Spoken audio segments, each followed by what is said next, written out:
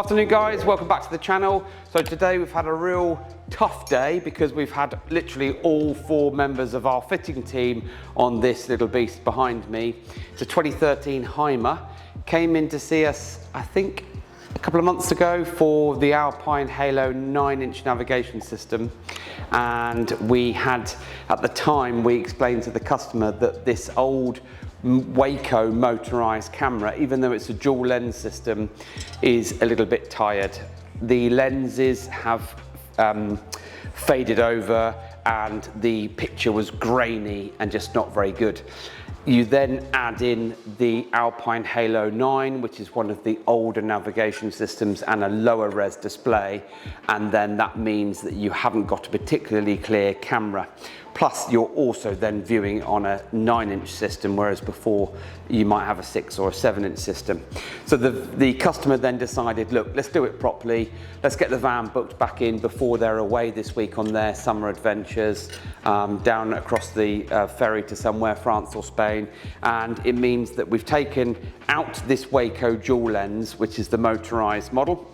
We have fitted the standard go-to black body-mounted commercial camera with night vision LEDs, and it's the dual lens model with the sun screen on there as well.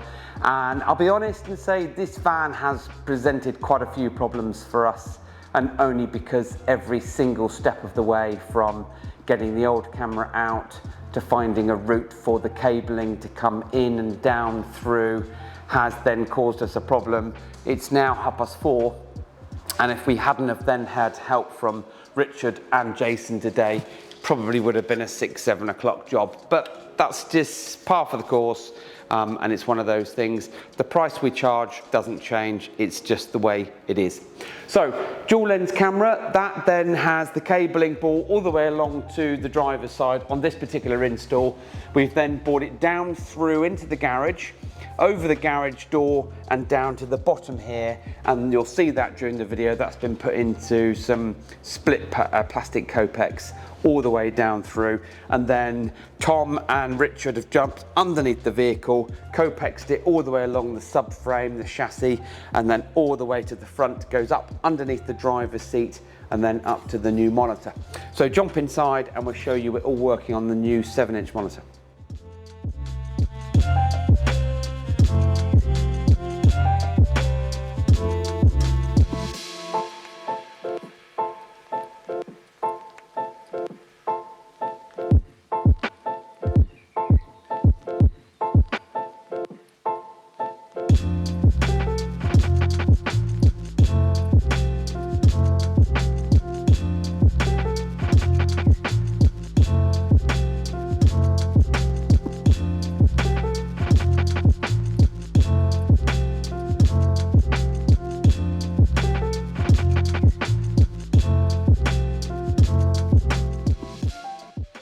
So you can see that we fitted a 7-inch dash mounted monitor as opposed to then connecting it to the aftermarket head unit.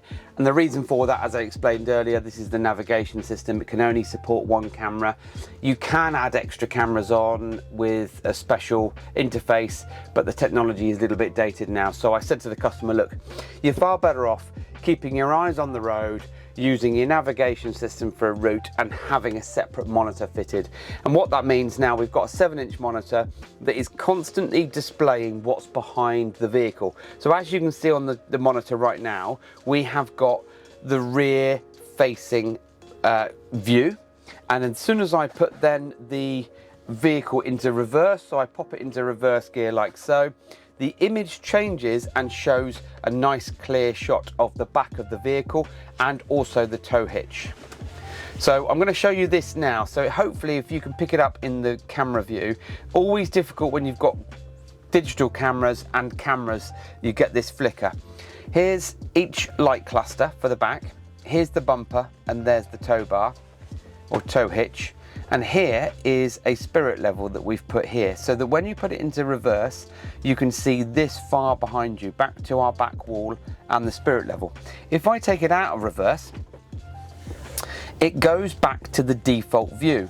You can still see the spirit level, but now you can see much further behind you as well, so that this is your default view. If I was to take the key out of the ignition now and then turn it back on again, it'll always give you this default view of what's behind you, and then that's perfect. And you've got other settings in here so that you can go in and adjust your brightness, your color, your saturation, your contrast. You can also mirror the image as well, and you can also adjust the light sensitivity, so when it gets dark the screen will dim down. So this 2013 Hymer, as I said earlier, has proven to be quite a challenge for us today, just giving this customer exactly what they wanted. That's the new dual lens camera, a nice clean clear view with a really smart 7-inch monitor that, one, doesn't get in the way of the window, so window is going back and forth like so. Also, what you can't see in the camera is above my head is a bed. Now the bed has been tested many times to be able to bring all the way down, and it sits within 1 inch above the monitor on this side, and that's the reason why the monitor has been placed here, not put on the wood, not covering the big drinks holder, but put here so that it's in a good view or good position for the driver, but also means that you don't have to faff around. And the reason why we've been able to do that is because it's a smaller screen. If you have any of the bigger screens, you then have to adjust the monitor on a regular basis.